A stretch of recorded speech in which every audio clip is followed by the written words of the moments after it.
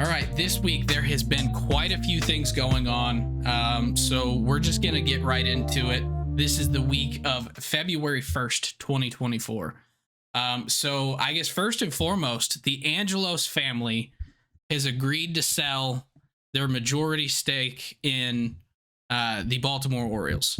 So it's a little bit weird how this is going to happen, but basically they're selling 40% stake right now to a group led by David Rubenstein and one other billionaire that I forgot who it is.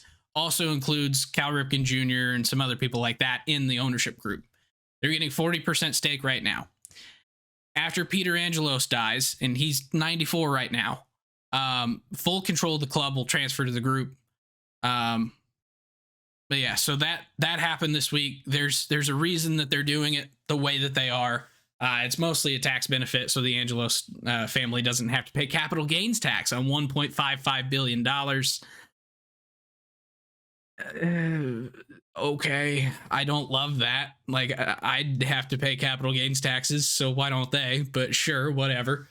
But yeah, what do you think of the Orioles selling? Yeah, I mean, if I'm an Orioles fan today, I'm optimistic. I'm happy because this past ownership group in the recent years has been really, really stingy with their money, and there's just been other problems even beyond payroll, like with the Masson, their TV network um, broadcasts, and just like weird things going on where it seemed like they were going to sell a couple years ago and didn't really happen, and Yeah, so the Suns and well, one of the Suns wanted to sell immediately. Mom and John, I think it's John. John's the Um, son, yeah. well, there's two sons. Well, yeah. Mom and John didn't want to sell, and it became this big thing. They had a lawsuit that John and the mom were sued by the other brother to figure out who had control, whatever. Then there's all the lawsuits and stuff with Masson and the uh, all that stuff, and it's a nightmare. Yeah, I mean, like, the So Orioles were actually pretty thriving franchise in, like, the early 2000s, mid, 2010s when they were making the playoffs every year. They actually had mid-tier payrolls, and then in the recent years during the rebuild, but then even prior to that, it seemed like they just totally closed up the purse strings, and they've not spent any money on this team whatsoever. yeah, and Other than, in like, the they've made other developments, like, the team has actually progressed in a pretty decent way with the resources that they've had, but I've been complaining, like, all offseason, "Why are the Orioles not doing anything?" And that's probably not gonna change right now, but hopefully in the future, this new ownership group can come in and actually supplement this strong and growing team. Yeah, and so the Angelos family has owned the team since 1993 when they bought it out of bankruptcy. And they actually, in the late or mid to late 90s, were one of the highest spending teams in baseball. Yeah. Then in the 2000s, they kind of brought it back to like a mid level spending range. That's when they had that 2012 to 2014 stretch of dominance with Adam Jones and Chris Davis and those guys. And then the whole Chris Davis contract became an albatross and all that stuff happened. They cut back. John took over day-to-day operations, and that's when they went like full, we're not spending any money. Yeah. So like Peter Angelo still owns the team, but he doesn't really run it. So it does feel a little bit weird that they're doing it the way they're doing it if they're going to continue to not spend, but there's a group who would. Mhm. Yep. So, but whatever. I don't make tax laws. So, and then I don't try and make them work to my advantage, even though I probably should in hindsight. So, we'll see. All right. Had a pretty big trade this week, too. So, the Minnesota Twins traded a guy that you said, I believe, last week. It was last Um, week, yeah. you're surprised they hadn't traded him, or you think they might, or something like that. I don't remember how you phrased it, but the Twins traded Jorge Polanco to the Seattle Mariners. In return, they get relief pitcher Justin Topa, Anthony Desclafani, and $8 million to help pay down his salary. Gabriel Gonzalez and Darren Bowen, who are both prospects. So they get two major leaguers who I think are both on minor league deals. Maybe I'm not Well, sure. Are they not? they're Are major leaguers. they are? Yeah. Okay. All right. So two major leaguers, two minor leaguers, $8 million for Jorge Polanco, who I believe has 1 or 2 years left. He's got this year, and he's got a club option for next year. Okay. So I don't know. Like, so this move, I get why they did it, but it also feels like, um, I don't know. Like we were talking about last week with the Twins, you were saying why would the Twins trade one of their guys? Like they need them for this year. They're trying to compete, but they clearly are trying to cut payroll, and they got salary relief here, and to get rid of Polanco's contract, and they bring in like a lot of value. So like from a pure trade value perspective, it's a very strong trade for the Twins because they get major league ready reliever, they get a depth starter that they absolutely need, and then they get a top 100 prospect in Gabriel Gonzalez, and then another prospect on top of that. So you really can't say that they got a bad package for Jorge Polanco. So But the thing that I don't really understand with this is it really shedding salary? I think so. Because Desclafani makes, well, so they're paying $4 million for Desclafani because they paid down 8. And then Justin Topa. Okay, so they're getting about $5 million in roster relief because there's $10.5 million for Polanco, and then I guess getting money paid off. Yeah. Okay, so $5 million in relief here, which doesn't really seem like all that much. No, but in the situation that they're in with their TV deal uncertainty, it seems like every million counts at this point. They also did talk about reinvesting that money in the 24 team, so maybe they have another move or two up their sleeve. So as of right now, though, they are $40 million lower than they were last year, and the TV deal that they no longer have was $50 million. So they are pretty much down to where I guess where we were expecting when we thought they were just going to try and shed all 50 of that. So Yeah. Then Mariners side though, they get a second baseman, which they have been looking for a while. They've tried all these stopgap solutions the last few years, like the Adam Frazier's and the Colton Wongs, and none of that stuff really worked out. And in getting Polanco, I legitimately think that Jorge Polanco might be the second best hitter on this team after Julio Rodriguez. They have other good players, but Polanco quietly is an above average producer. Um, Kind of has power. He gets on base. He does a lot of things really, really well, just kind of under the radar because he's not a superstar, but he's a really reliable player. Um, he's had trouble staying on the field. I feel like I've been saying that on repeat recently, but that's kind of his flaw that I see. I actually disagree with one thing you said. I think he's the third best hitter on the team behind J Rod and Sebi Zavala. Oh, okay, yeah, I forgot about Sebi. My Yeah. bad. Yeah. I can't believe you would forget Sebi. Ridiculous. But yeah, I do think that was a really good trade for both sides, given the situation at hand. The Mariners got the second baseman that they have so drastically needed. Yeah. Because their other option for this year was Luis Arias, who not a bad option, but definitely has Not a good not one. been not a good option either. Like there's worse. I feel like he falls in the same bucket as the Wongs and the Fraziers. He still has hope to be good, I think is the difference. Okay. Speaking of Frazier, He just signed with the Royals for 1 year, $4.5 million with a mutual option.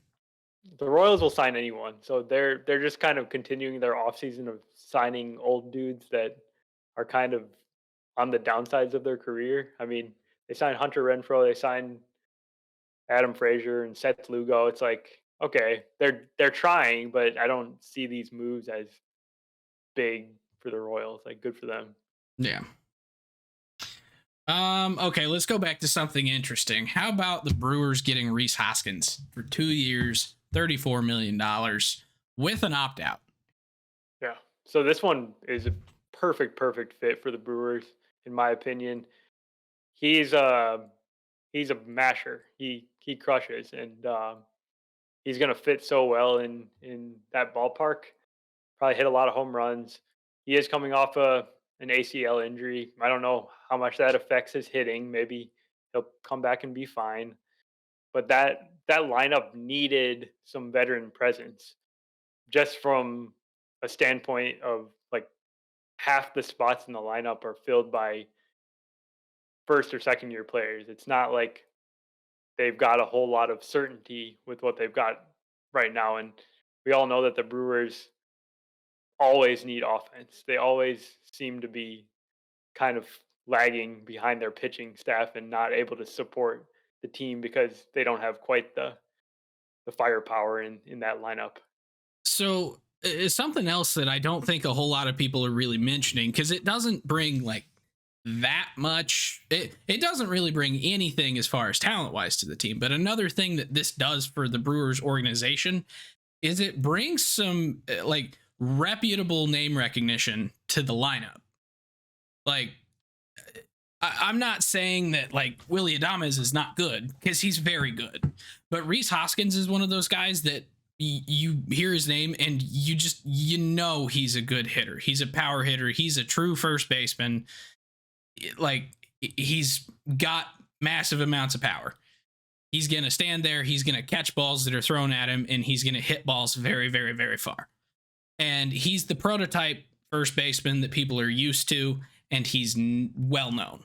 And I think that might help draw some fans back who maybe I don't think Milwaukee fans really leave whenever the team does this, but they haven't had a guy like that other than Yelich since Ryan Braun. It kind of feels like everyone else Yeah, has just kind of been stopgap. And I mean, no, that's true. a 2 year deal with an opt out in the middle, he could very well be stopgap, but he's a legit player. No, yeah, definitely. And they kind of punted first base for the last few years. They've been going with the Rowdies and the Vogelbacks, and it's not a smart thing to do usually because Didn't they have first Justin base Smoke is for like a while too? it's a long while ago, man. Uh yeah, it's like since Prince Fielder, right? It's just been a rotating cast of scrubs. Like they're below average first baseman, which is a position that you traditionally want to get some really good offensive production. And I think Hoskins is he's that guy. Yeah. So, so that's a really good move for the Brewers. And I think we might have talked about that one last week because I do vaguely remember like talking Did you? about I think so. But Oh, okay. I oh don't well. remember. Because I vaguely remember saying that from a baseball perspective, I really liked it, but because it's the Brewers, I hate it with a fiery burning Oh passion. shoot, you're totally right. Yeah. It's totally on Oh last well. week's rundown. Oh well. Um, let's see what else we got here. Some relievers that have signed. I'm gonna rapid fire them. Matt Moore to the Angels, 1 year, $9 million. Hector Neris to the Cubs, 1 year, $9.5 million. David Robertson to Texas, 1 year, $11.5 million with some deferred money. Yeah, so I didn't really need to talk in depth about all these guys. I just wanted to bring them up because they're kind of like the middle class of relievers, kind of after Josh Hader signed.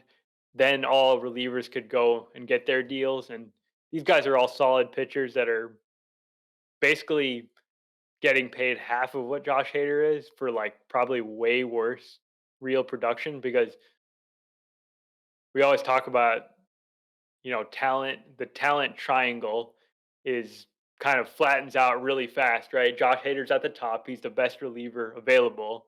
And then the other guys are just kind of guys.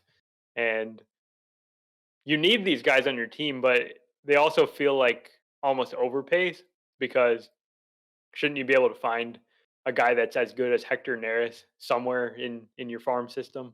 Probably.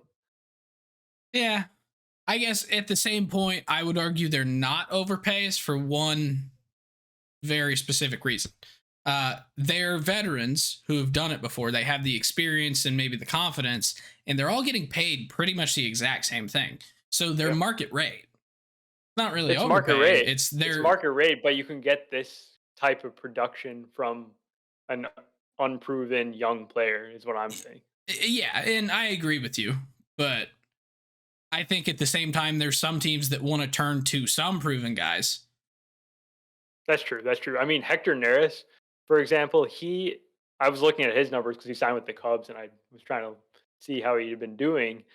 He's incredibly durable. The guy goes out every year and he throws 65 or 70 games a year, and he's been like that his entire career. I don't think he's had more than like one IL stint in now like 7 or 8 years. So that's a guy that he's actually very reliable, and there is a lot of value in that. Um, the Blue Jays seemingly punted on third base, in my opinion. They went out and signed Justin Turner to a 1 year, $13 million deal. I don't know that he's actually going to be playing third base. I kind of doubt it, but it just kind of feels like that's what he would do. Okay, so wait, Because so you're saying they punted because they signed Justin Turner? You're putting shade on Justin Turner? I am at Wow. this point, yeah, Wow. Justin Turner is amazing. I love this signing, and to be fair, like I don't think he's going to actually play third base. He's probably going to DH a lot.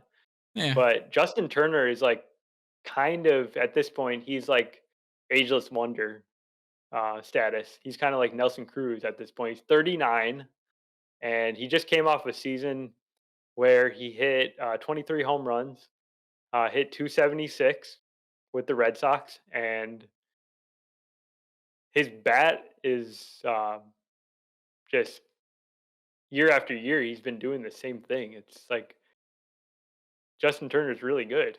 I mean, What's your he's problem with him? at this point, he's just barely better than league average, though. 14% better. Yeah, but like his overall value is just not really that. It just feels like $13 million is a lot for 39-year-old Justin Turner. So 13 million is a lot for Justin Turner, and And 11.5 for David then you Robertson's move Kevin okay. Biggio back to third base, and I don't know that. I really feel like they should have gone and got Matt Chapman back.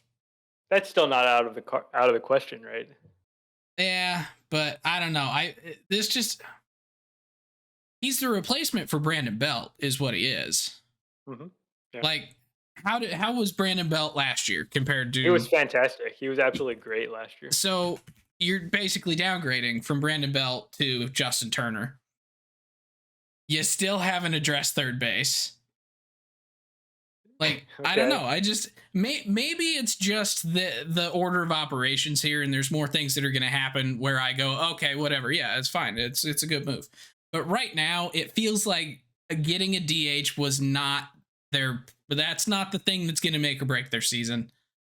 And 13 mil for him when that's not your main issue, it just feels not smart to me. Well, to me, I don't think of it as like the third base solution. I think of it as you're now give less at bats to Santiago Espinal, less at bats to Kevin Biggio, and you get like a legitimately quality hitter in there instead of these scrubs. So Yeah, so I just go get an even better hitter who could be there longer so that you could just DFA those guys. yeah, yeah, let's do that next. Yeah, I think they should have done that first. But Cody Okay. Bellinger. I don't know how it's going to fit in the Cody lineup, but Bellinger. do it. Uh Speaking of Cody Bellinger, Jock Peterson. Diamondbacks. Yeah, let's Unknown go. money. I think it was like 12.5 million or something. That sounds right. Yeah, so Jock Peterson's doing what he does every year, which is go out and get a 1 year deal and then get traded at midseason. Like that's the Jock Peterson thing to do.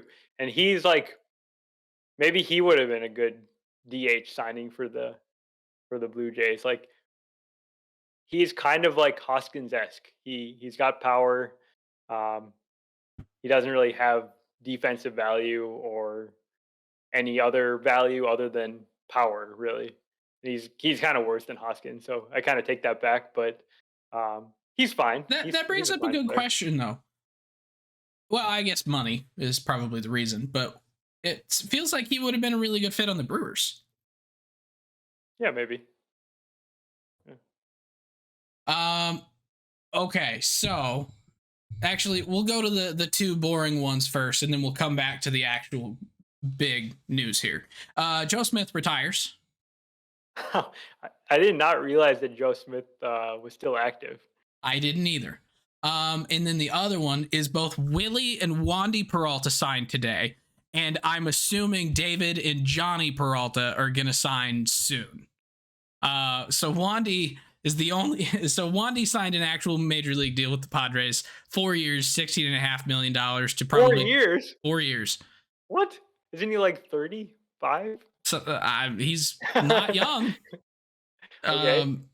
I assume to be out of It- the bullpen, kind of be a yeah, yeah. swingman. No, he's a reliever. He's a regular reliever. Why do But I remember him starting? you might be thinking of Willie. I don't know. They're all the same to me. All the Peraltas. David was a pitcher, I guess. Freddie? Sure. What did Jahani do? I guess AJ Preller thinks it's a good idea to give relievers 4-year deals because he keeps doing it time and time again. So I don't blame these pitchers for going and taking the 4-year deals. Yeah. Has he Uh, realized that he's never kept a pitcher for 4 years? no, he doesn't remember that. Okay. Well, he should maybe think about that every now and again. But yeah, so not really anything interesting there. But Wandy will be going to the Padres for 4 years, 16 mil. Willie Peralta is signed a minor league deal with the Pittsburgh Pirates. So I'll be watching him a lot in Indianapolis, I'm guessing. Nice. Yeah. Okay, the last thing on the agenda. Colt Keith signed an extension for 6 years to buy out all of his pre-arb and arb, $28.6 million with club options for, is it for 30, 31, and 32, or is it just for 31, 32? I thought it was just 31, 32. It's 30, 31, and 32. It can be up to a 9-year deal for Oh, like 80 some $1 million. So wow. it could grow into something really big, but it could also end up being just a massive steal for the Tigers if he ends up being really, really good. But I would say that there's some risk in this deal too because he's not exactly this super uber prospect, right? He's kind of popped onto the scene the last year or so, and I guess it's cool. Like I like the fact that the Tigers are doing this kind of deal and trying to kickstart their next good team with a strong core. I don't really know anything about Colt Keith though. So Colt Keith, the only thing I know about him is that he was in, I think, 2021 Bowman maybe was his first.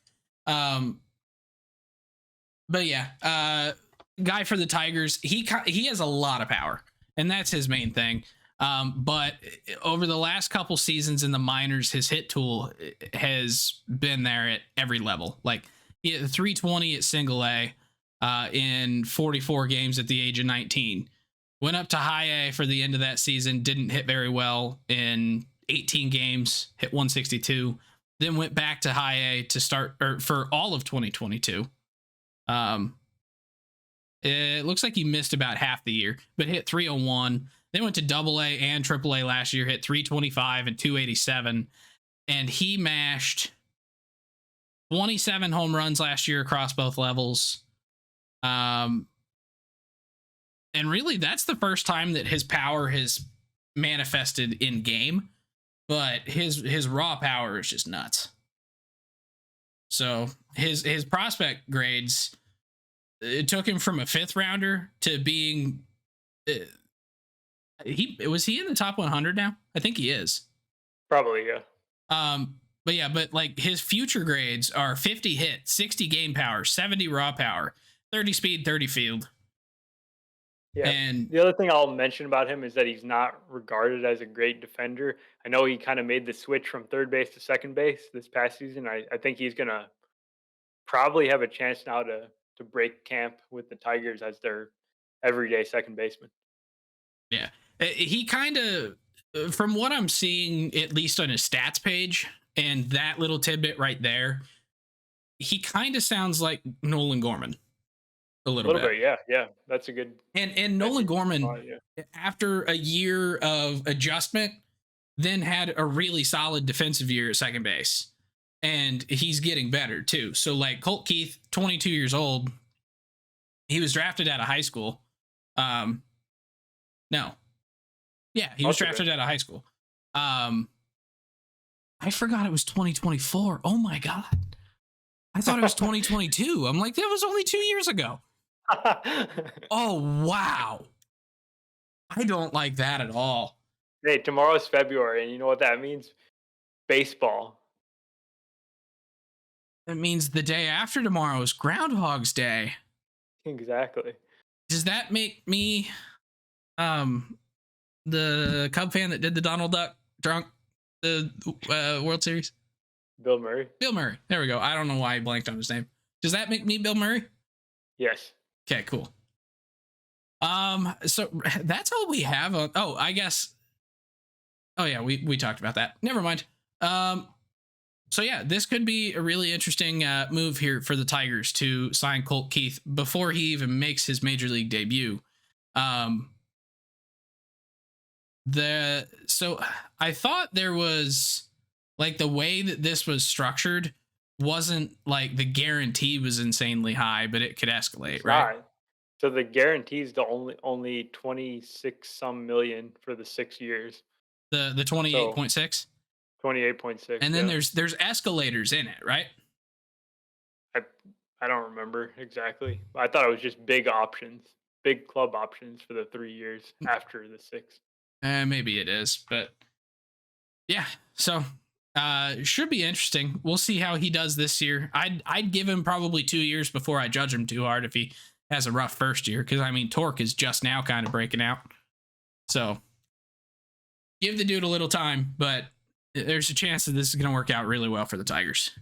I think that's all we have for today. So make sure to check out the next episode releasing on Monday, which is going to be Gautam and I giving our top 10 list of starting pitchers. So listen to that. Let us know your thoughts on any and all things that we say, especially the fact that I don't know what year it is. Feel free to make fun of me in the comments. Make sure to subscribe on YouTube, follow us on social media, hit the like button, and leave a comment on the YouTube videos if you watch them. It'd be lovely. Thank you very much, and we will see you guys on Monday. If you enjoy the podcast, please subscribe on your favorite podcasting app or YouTube to make sure you don't miss any future episodes. Join the conversation on Facebook, Twitter, Instagram, and TikTok at Getaway Day Pod. If you enjoy card collecting, check out our sister YouTube channel at Getaway Day Cards.